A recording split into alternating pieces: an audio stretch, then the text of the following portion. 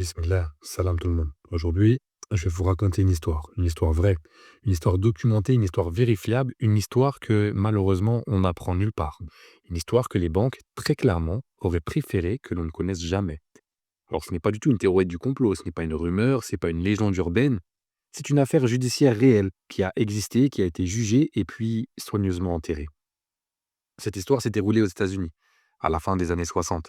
Et si elle avait été connue, comprise, puis transmise à grande échelle, elle aurait pu remettre en cause l'un des piliers fondamentaux du système bancaire moderne tel que nous le connaissons aujourd'hui. Cette histoire porte un nom, la Credit River Case.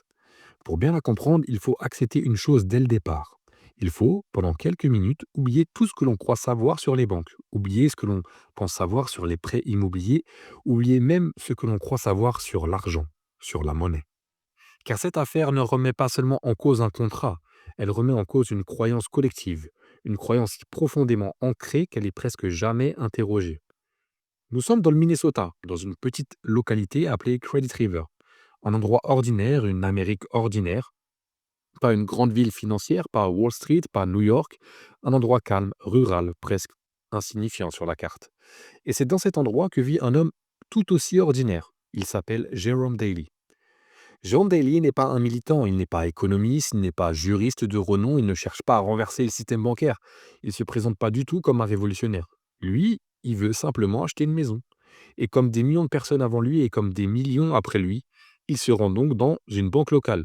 Il discute avec le conseiller, il signe son contrat de prêt, il accepte les intérêts, il accepte l'hypothèque sur son logement, il accepte tous les termes du contrat qui le lie à la banque. Tout est normal, tout est conforme, tout est légal. Rien d'anormal ici. La banque valide le prêt, l'argent apparaît sur son compte, Jérôme peut acheter sa maison et la vie suit son cours. Et puis, quelques temps plus tard, Jérôme cesse de rembourser. La banque réagit alors immédiatement. Procédure de saisie, comme toujours, comme partout, comme presque systématiquement.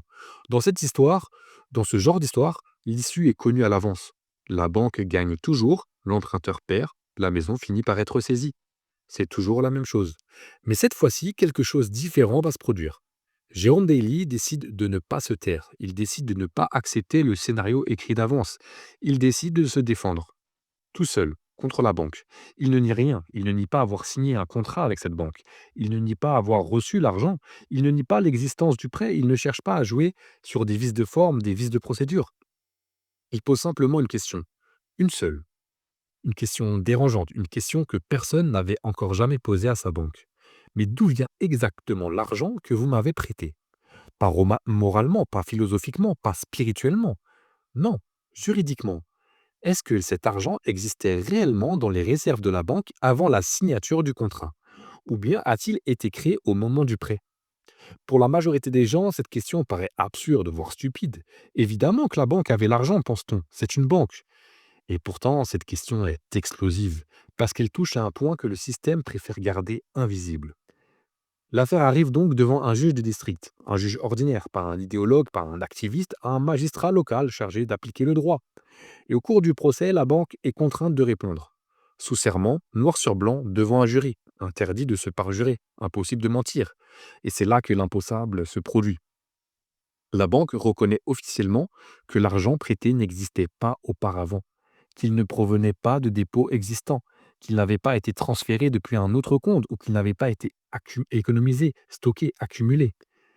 Cet argent, il avait été créé au moment du prêt, par une simple écriture comptable. Autrement dit, la banque n'a pas prêté de l'argent qu'elle possédait. Elle a créé une dette à partir de rien. À cet instant précis, dans la salle d'audience, quelque chose se brise. L'illusion, une évidence supposée, une croyance collective. Le jury comprend soudain une chose fondamentale. La banque exige le remboursement d'un argent qu'elle n'a en fait jamais possédé. Elle exige des intérêts sur quelque chose qu'elle a créé par une simple opération comptable. Et en garantie de cette création abstraite, elle prend une maison bien réelle en garantie. Une maison construite avec du travail, avec des matériaux, avec du temps, avec de l'énergie humaine, avec de la sueur et des efforts. Il y a à cet instant un déséquilibre flagrant, un échange profondément asymétrique. D'un côté, une écriture comptable, de l'autre, une vie. Le jury se retire pour délibérer, puis il revient, et là, le verdict tombe. Le contrat de prêt est déclaré nul et non avenu. Motif: absence de contrepartie réelle. Dans le jugement écrit, le juge laisse une phrase qui restera dans l'histoire, même si elle est aujourd'hui presque introuvable. La seule chose de valeur fournie par la banque fut une écriture comptable. Voilà ce qui était écrit dans le compte-rendu judiciaire. Pour la première fois, un tribunal reconnaît officiellement que la création monétaire bancaire repose sur une fiction juridique. Un séisme. Prenez un instant pour mesurer ce que cela signifie réellement. Si ce jugement avait fait jurisprudence, si cette décision avait été confirmée et diffusée, si ce raisonnement avait été repris ailleurs, des milliers de prêts immobiliers auraient pu être contestés. Des milliers de milliards de dollars de dettes auraient perdu leur fondement légal. Le système bancaire, dans son architecture même, aurait été complètement remis en question. Car si la banque ne fournit pas une contrepartie réelle, sur quelle base morale et juridique peut-elle exiger un remboursement avec intérêt? Et surtout, sur quelle base peut-elle saisir des biens tangibles? La réaction ne s'est pas fait attendre. Le jugement est annulé en appel, rapidement, discrètement, sans débat public, sans couverture médiatique nationale. Et puis survint un second événement, beaucoup plus troublant. Quelques mois plus tard, le juge meurt, subitement. Cause officielle, intoxication alimentaire. Pas d'enquête, pas de commission indépendante, pas de couverture médiatique majeure, pas d'autopsie publique largement discutée. Une coïncidence? Chacun est libre d'interpréter. Mais une chose est absolument certaine. Aucune autre affaire de ce type ne sera jamais jugée sur ce fondement aux États-Unis, ni ailleurs d'ailleurs. Le message est clair.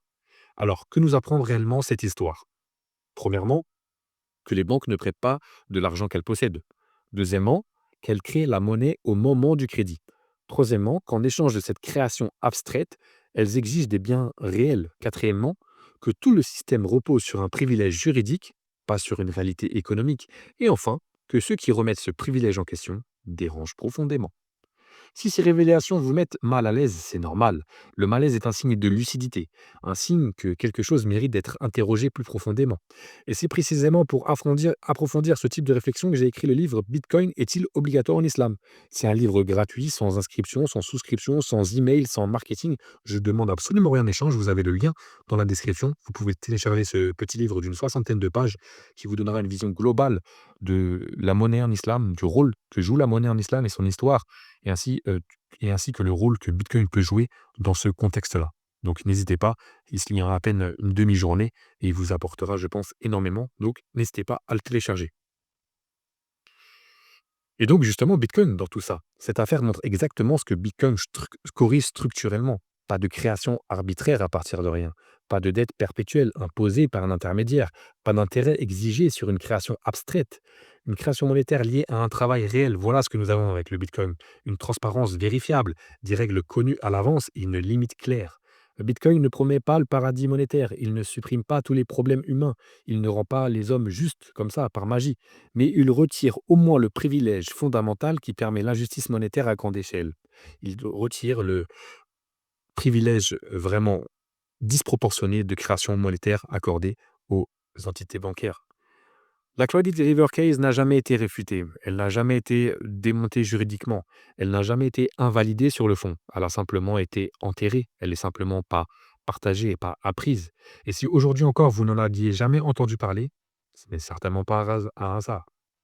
Alors, je vous invite à vous renseigner, à creuser, à questionner, car comprendre la monnaie, c'est comprendre le pouvoir. Qu'Allah nous accorde la lucidité, la justice et la droiture. Et moi, je vous dis à très bientôt. Assalamu alaikum.